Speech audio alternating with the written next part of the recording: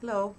I'd like to talk about early 20th century art today using a couple of Picasso's paintings and also one by Kandinsky.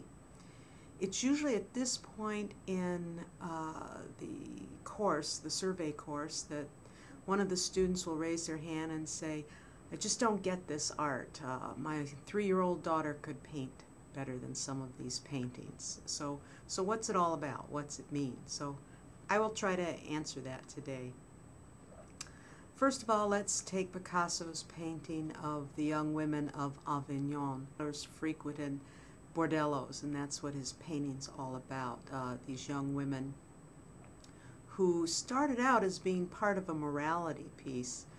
Originally, the painting had a sailor in one corner who was looking at the women, and there was a skull in the center.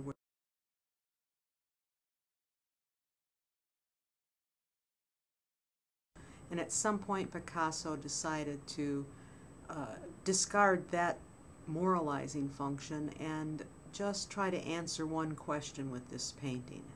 And that question would be, can a painting exist in terms of only its formal qualities?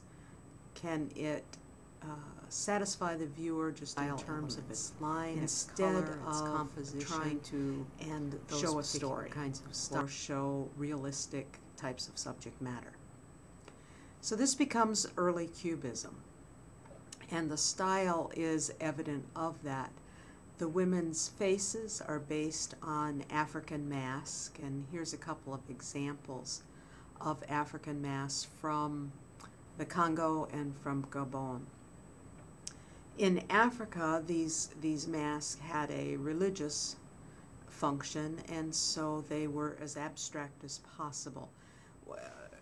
Early religions tried with their art to make something that was perfect geometric shapes, perfect circles, perfect squares, and the human form had to fit within that rather than trying to show realistic individuals. When Picasso and others of his generation were looking then for inspiration at other cultures' art, this is what they seized upon because it seemed to have a more direct connection or communication with the world than traditional art in the West that had grown up through Renaissance realism and perspective. So in an attempt to get back to what was real in art, what was real emotion, what was real shape, they began to use and were influenced by African art. So the women at Avignon had heads that were African masks, and their bodies were as if they had been shattered like a mirror. Multiple perspective and profiles and 3/4 back view, frontal views are all mixed together, as you can see, and the total effect is a very flat one. So again, you're reminded of the flat canvas and paint upon that. Now by 1932, this kind of cubism had given way. Picasso changed his type of art every few years, and by 1932, while he is still very interested in formal elements, he does bring back the subject matter a little stronger, and this kind of surrealism can be seen in Girl in a Mirror. A young girl is opening up the case of an oval mirror and looking at herself, but she's also looking out at us at the same time, so you see her face in both profile and in frontal view. And Picasso's mistress was the model for this particular painting, so he's interested in a more subjective abstraction than you had seen in the earlier painting. He's showing her personality, perhaps, or the light side of her as well as the dark side of her.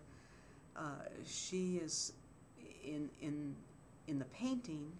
She is surrounded by white and yellow and is in light colors as she looks at her reflection in the darker blues and darker tones.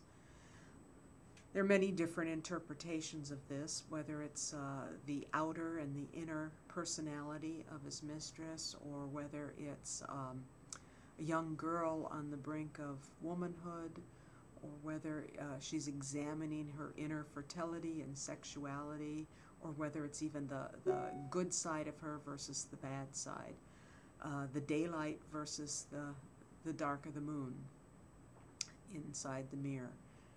So all of this has been attempted as an explanation of this particular painting. But one thing that I'm absolutely sure of is that Picasso was very interested in the formal shapes and colors. So the style is that of primary bright colors throughout, and circles within squares. The square of the frame is echoed by the circles of her body. The wallpaper has squares with circles within it as well. The whole thing is very flat, and the composition is made up of these twin women, two shapes standing one against the other as the girl's arms reach out and hug a reflection. Another artist that used subjective abstraction is Kandinsky. In his painting of the sea battle of 1913, we can see how he has reduced all objects just to the essence of their color. And what was behind this, his theoretical position, was that objects then, when reduced to their abstract form, can be much more revealing of their spirituality, So that's it for today. Bye for now.